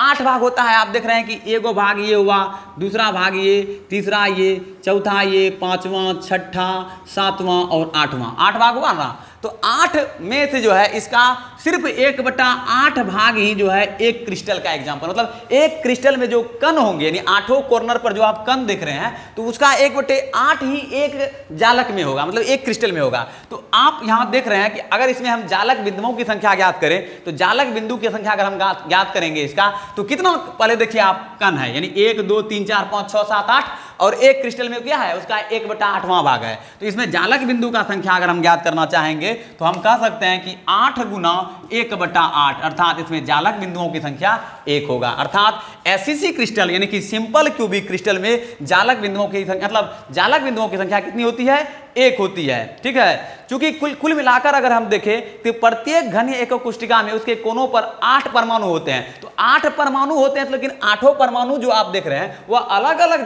जालक से मिला हुआ है। इसका मतलब थोड़ा है कि इसी का है, दूसरा भी जालक इसके साथ है, तीसरा भी है, यानी कि कहीं से भी यदि आप एक क्रिस्टल लेते हैं, क्रिस्टल के अंतर्गत अगर आप देखेंगे तो उसका जो कण होगा वह 8 जो है, मतलब अन्य मतलब 8 भाग में से एक भाग ही उस क्रिस्टल का पार्ट होगा। तो इस प्रकार हम कह सकते हैं इसमें जो पार्ट होगा एक क्रिस्टल में, उसका 1/8 भाग हुआ। तो कुल मिलाकर 8 कोनों पर 8 अवयवी कण हैं, तो उसका 8 का 1/8 कर दीजिए, तो इसका मतलब हुआ इसमें जालक बिंदुओं की संख्या 1 होगी। अगर आपसे पूछे कि सिंपल क्यूबिक क्रिस्टल में जालक बिंदुओं की संख्या कितनी होगी, तो आप कह सकते हैं कि सिंपल क्यूबिक क्रिस्टल में जालक बिंदुओं की संख्या 1 होती है। इसी प्रकार अगर हम दूसरा देखें BCC, यानी BCC को कहते हैं body centred crystal. Body centred crystal क्या होता है? तो बॉडी सेंटर्ड क्रिस्टल का मतलब हुआ कि बॉडी सेंटर्ड क्रिस्टल, आप यहाँ पर देखिए, हम थोड़ा सा बताने का प्रयास करते हैं बॉडी सेंटर्ड क्रिस्टल क्या होता है। इस तरह का थोड़ा बड़ा बना लेते हैं ताकि आपको समझ में आ जाए। बॉडी सेंटर्ड क्रिस्टल, इस तरह का क्रिस्टल बनाएं, ठीक है, आपको दिखाई दे रहा होगा बॉडी सेंटर्ड। तो बॉडी, इसका बॉडी क्या होगा? बॉडी माना ये आप देख रहे हैं पार्ट जो है, ये फलक 1 2 3 4 नहीं 5 ऊपर 1 नीचे, देखिए एक नीचे हुआ, एक ऊपर हो गया, एक इधर का हो गया, एक इधर का हो गया, एक इधर का, एक पीछे का, नहीं हुआ, तो 6 फलक होते हैं। तो बॉडी सेंटर्ड यानी बॉडी सेंटर्ड क्यूबिक क्रिस्टल में क्या होगा, इसमें एक परमाणु जो होगा इसके बॉडी के यानी बॉडी सेंटर्ड यानी बॉडी पर रहेगा, एक परमाणु पूरा तरह से जो है इसके बॉडी पर रहेंगे, जिसको हम लोग BCC कहते हैं। अर्थात इसमें पूरा तरह से इस तरह से आप देखिए ऐसे बताते हैं ताकि आपको पूरा समझ में आ जाए। बहुत ही इंपॉर्टेंट चैप्टर है, आप लोग सिर्फ देखते जाइए और आपको समझ में कोई दिक्कत नहीं होगा। और कोशिश हम कर रहे हैं कि ताकि आप लोगों को समझाएं और आप लोग हमारे चैनल में बने रहें। यदि आपको कोई डाउट होता है तो मैंने आपको अपना कॉन्टैक्ट नंबर बताया, उस कॉन्टैक्ट नंबर के जरिए आप हमें जो है सपोर्ट कर सकते हैं। तो बॉडी सेंटर्ड, तो बॉडी सेंटर्ड क्यूबिक क्रिस्टल, आप ध्यान से देखिए कि बॉडी सेंटर्ड क्यूबिक क्रिस्टल कह रहा है, तो इसके बॉडी में यानी इसके अंदर एक परमाणु आपको देखने के लिए मिलेगा। इसके अंदर में, अंदर वाले पार्ट में जो है आपको एक परमाणु देखने के लिए मिलेगा। तो एक परमाणु तो फिक्स हो गया। अब देखिए इसके कोऑर्डिनेशन पॉइंट पर देखिए एक एक परमाणु आपको देखने को मिलेगा। इस तरह से आप देख रहे हैं यहाँ पर आप देखिए, यहाँ देखिए, यहाँ देखिए, तो कुल कितने हुए? 1 2 3 4 5 6 7 और आपको कहाँ पर देखने के लिए मिलेगा, यानी कि 8 गुणा, देखिए 1 2 3 4 5 6 7 8 कोऑर्डिनेशन पॉइंट है इसका। एक तो बीच में हो गया, और आपको मैंने बताया था यहाँ पर SCC में कि SCC में हो गया सिंपल क्यूबिक क्रिस्टल। तो सिंपल क्यूबिक क्रिस्टल में क्या था कि एक एटम जो है, मतलब इसका जो है एक क्रिस्टल जालक में जो है इसमें 8 कॉर्नर पर जो 8 अणु है, तो 8 अणु परमाणु या आयन जो कहिए उसका 1/8 भाग ही होता है। तो इसलिए इसमें जालक बिंदु की संख्या कितनी होती है? 1 होती है। SCC में जालक बिंदुओं की संख्या 1 होती है, याद रखिएगा। यदि आपसे पूछे कि सिंपल क्यूबिक क्रिस्टल में जालक बिंदुओं की संख्या कितनी होती है, तो 1 होते हैं। यानी कि हमारा जितना भी यौगिक है, आप जो यौगिक देखते हैं H2SO4 और उसके बाद HCl, H2O, ये सब क्या है? ये कहीं ना कहीं जो है या तो ठोस अवस्था में है या तो गलित अवस्था में है, ठीक है। तो ठोस अवस्था में रहे या तो गलित अवस्था में रहे, उसके मूलभूत कण जो होंगे वह या तो परमाणु होंगे, या तो अणु होंगे, या तो आयन होंगे। और उसमें जो कण का मात्रा रहता है, जो कण है वह कहीं ना कहीं जो है क्यूब के रूप में है। और मैंने आपको बताया कि या तो वह 7 प्रकार के क्रिस्टलों में हो सकता है, और मैंने एग्जाम्पल देकर भी आपको समझाने का प्रयास किया। अब देखिए सिंपल क्यूबिक क्रिस्टल का अगर बात करें तो सिंपल क्यूबिक क्रिस्टल में जालक बिंदुओं की संख्या कितनी होती है? 1 होती है। और जबकि बॉडी सेंटर्ड क्यूबिक क्रिस्टल का बात करें, यानी कि BCC का बात करें, तो इसमें इसके बॉडी में जो है एक परमाणु या अणु या आयन पूरा तरह से होगा। अगर आयनिक क्रिस्टल है तो आयन रहेंगे, और यदि धात्विक क्रिस्टल है तो उसमें अणु रहेगा, ठीक है। और यदि कोई इस तरह का अगर क्रिस्टल रहेगा तो उसमें आप जान रहे हैं कि परमाणु का कण रहेगा, उसमें या तो अणु का कण होगा या तो आयन का कण होगा। कोई भी क्रिस्टल क्या होगा, या तो आयनिक होगा या धात्विक होगा, ये सब मैंने बताया था। आणविक होगा, सहसंयोजक नेटवर्क ठोस होगा। तो ये सब क्रिस्टल का एग्जाम्पल मैंने बताया था। यदि आपने नहीं देखा है तो मेरे पिछले वीडियो में, मतलब जो मैंने चढ़ाया अपलोड किया है पार्ट 1 में, आप देख सकते हैं। तो हम लोग यहाँ पार्ट 2 पढ़ रहे हैं और हम समझ रहे हैं खास करके। तो सिंपल क्यूबिक क्रिस्टल में आपने देखा कि जालक बिंदुओं की संख्या 1 होती है, जबकि बॉडी सेंटर्ड क्यूबिक क्रिस्टल में जालक बिंदुओं की संख्या कितनी होती है? तो आप देखें कि यहाँ पर फलक पर जो है 1 2 3 फलक कर रहे हैं, इसके कोने पर 1 2 3 4 5 6 7 और 1 8। तो 8 कोनों पर हो गया, तो 8 कॉर्नर पॉइंट तो इसका पहले हम निकाल लिए हैं, 1 हो गया। अर्थात देखिए 8 गुना 1/8 जोड़ 1, ठीक है। तो 8 गुना 1/8 कीजिएगा तो 8 8 कैंसिल, 1 1 2, तो इसका जालक बिंदुओं की संख्या कितनी होगी? 2 होगी। अर्थात बीसीसी में बॉडी सेंटर्ड क्रिस्टल में जो होंगे जालक बिंदुओं की संख्या 2 होंगे, ठीक है। अब हम लोग समझने का प्रयास करते हैं एक एफसीसी यानी कि एफसीसी को हम लोग कहते हैं फेस सेंटर्ड क्रिस्टल, यानी कि फेस सेंटर्ड क्रिस्टल यानी कि फलक केंद्रित घनीय एकक कोष्टिका। इसको हम लोग क्या कहेंगे? सिंपल क्यूबिक क्रिस्टल को इसको हम लोग क्या कहेंगे? यानी कि आद्य घनीय एकक कोष्टिका। सिंपल क्यूबिक क्रिस्टल को हिंदी में यदि हम कहें, इसको कहा जाता है आद्य घनीय एकक कोष्टिका।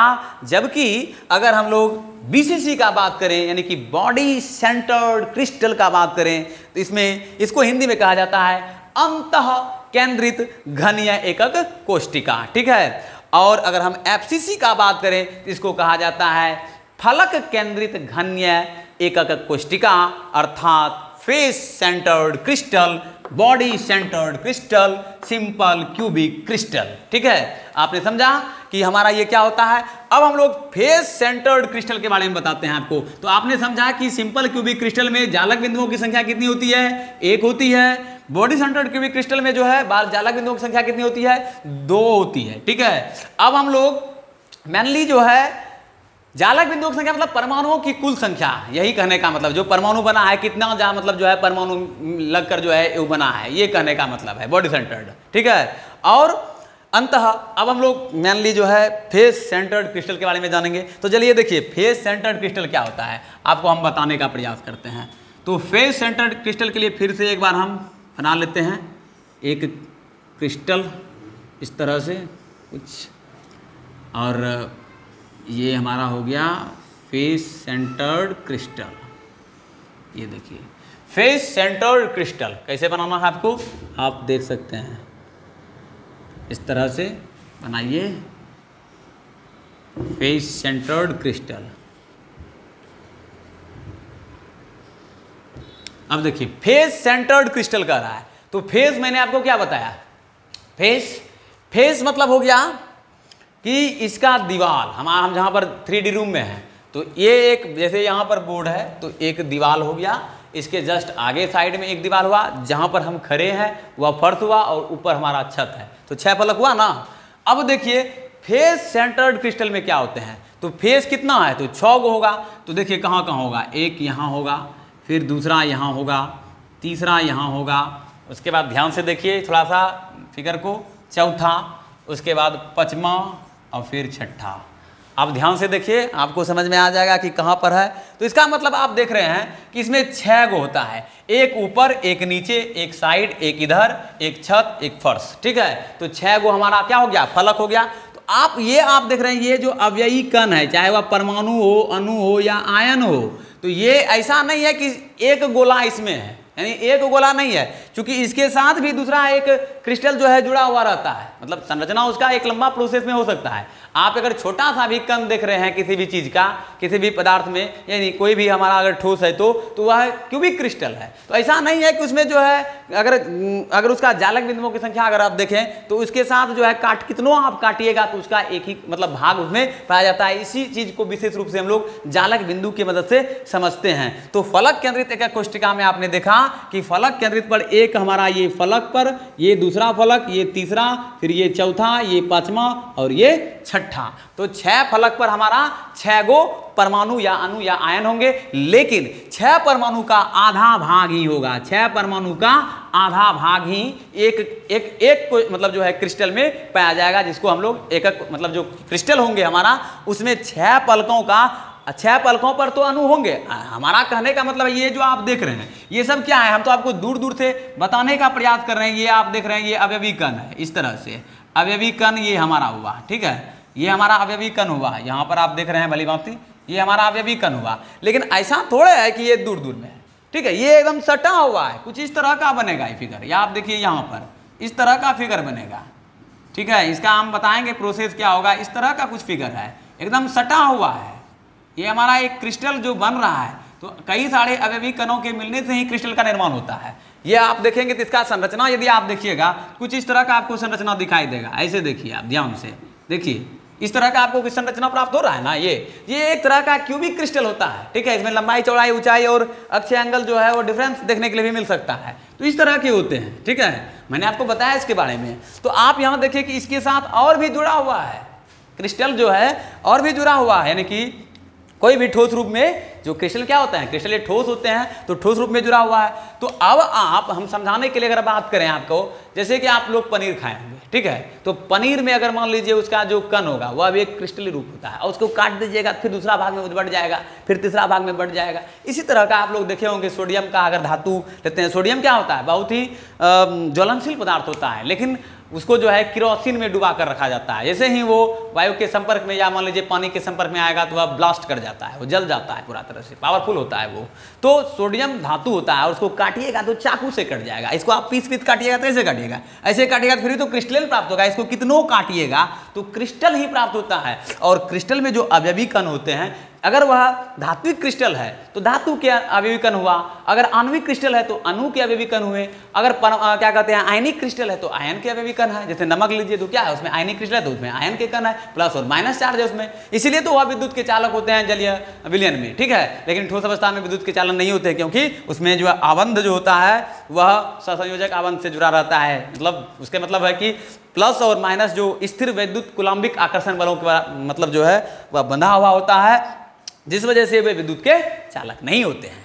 यहां पर आपने देखा कि इसमें 6 पलक है, तो 6 पलक का आधा आधा भाग, यहां पर आपने देखा कि एक भाग, 4 भाग में से एक भाग, क्योंकि अन्य का भी भाग है उसमें, तो इसलिए इसका सिंपल क्यूबिक क्रिस्टल में जालक बिंदुओं की संख्या कितनी होती है, 1 होती है। जबकि हम लोग बीसीसी यानी बॉडी सेंटर्ड क्यूबिक क्रिस्टल में देखा कि इसमें एक पूरा पूरा रहता है, और 8 कोनों पर हो गया बिंदु, 8 कोनों का कितना, 1/8 भाग, तो 1 यानी 8 का 1/8 अब प्लस 1, अर्थात बॉडी सेंटर्ड क्यूबिक क्रिस्टल में जालक बिंदुओं की संख्या 2 होती है, ठीक है। जबकि हम लोग फेस सेंटर्ड क्रिस्टल का अगर बात करें तो फेस सेंटर्ड क्रिस्टल यानी कि फेस बना हो गया इसके फेस पर, यानी कि फेस पर जो होगा आधा, यानी कि 6 का आधा भाग ही एक क्रिस्टल में होगा।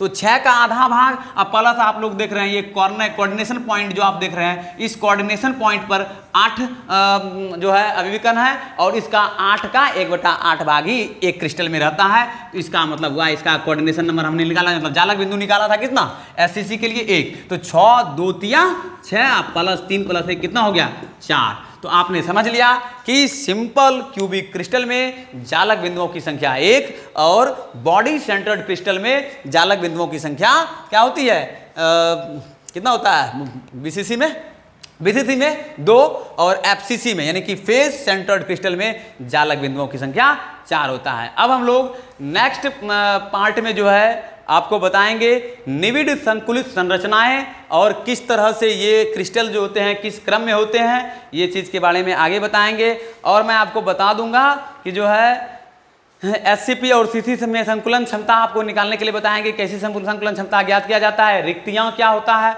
अंतराकाशी स्थान क्या होता है, उसके बाद क्या कहते हैं एकक कोष्ठिका में जो है कितने परमाणु, कितने अणु या कितने आयन जो है उसका परसेंटेज क्या होता है, एससीसी में, बीसीसी में, एफसीसी में रिक्त स्थान कितना होता है उसमें, ये चीज़ मैं आपको बताने का प्रयास करूंगा। साथ ही कुछ सवाल भी बताने का प्रयास करूंगा। उसके बाद बिंदु दोष के प्रकार बताएंगे कि क्रिस्टलों में किस प्रकार का दोष पाया जाता है, जैसे कि आप लोगों को मैं बता दूँ नॉन स्टाइक्योमेट्री दोष, अंतराकाशी दोष, उसके बाद रिक्तिका दोष, फ्रैंकल दोष, शॉटकी दोष, ये चीज़ पढ़ाने का प्रयास करेंगे हम लोग। अशुद्धता दोष, नॉन स्टाइक्योमेट्री दोष, उसके बाद विद्युतीय गुण के आधार पर हम लोग पढ़ेंगे धातुओं में चालन और अर्धचालकों में विद्युत चालन, इस चीज़ के बारे में जानकारी प्राप्त करेंगे। साथ ही साथ जो है चुंबक के गुण भी पढ़ेंगे। क्रिस्टल में जो है कई प्रकार के जो क्रिस्टल होते हैं, चाहे वह धात्विक, आयनिक और आणविक कोई भी प्रकार का क्रिस्टल हो, तो उसमें जो है चुंबक के गुण क्या पाया जाता है, इसमें हम लोग पढ़ेंगे अनुचुंबकत्व, प्रतिचुंबकत्व, लो चुंबकत्व, और चालक में आपको मैंने बताया चालक, अचालक, अर्धचालक, इसमें हम लोग पढ़ेंगे एन प्रकार के अर्धचालक, पी प्रकार के अर्धचालक, एन टाइप, पी टाइप अर्धचालक जिसको हम लोग सेमीकंडक्टर कहते हैं। तो ये सारा चीज़ यदि आप लोग पढ़ लीजिएगा तो ये पाठ प्रतिलो चुंबकत्व, फेरी चुंबकत्व, इसके बारे में पढ़ेंगे। यदि आप ये तमाम चीज़ पढ़ लेते हैं तो आपको 3 मार्क्स जो है आराम से जो है बोर्ड परीक्षा में मिल जाएगा। तो मैं चाहता हूं कि आप लोग वीडियो में बने रहें, क्योंकि वीडियो काफ़ी लंबा हो जाने के कारण जो है बहुत दिक्कत होता है आप लोगों को। और एक बार मैंने इतना पढ़ा दिया आप लोगों को, अब आगे जो है फिर हम लोग डिस्कस करेंगे नेक्स्ट वीडियो में। आज के लिए इतना ही, मिलते हैं नेक्स्ट वीडियो में। Thank you for watching my video, धन्यवाद।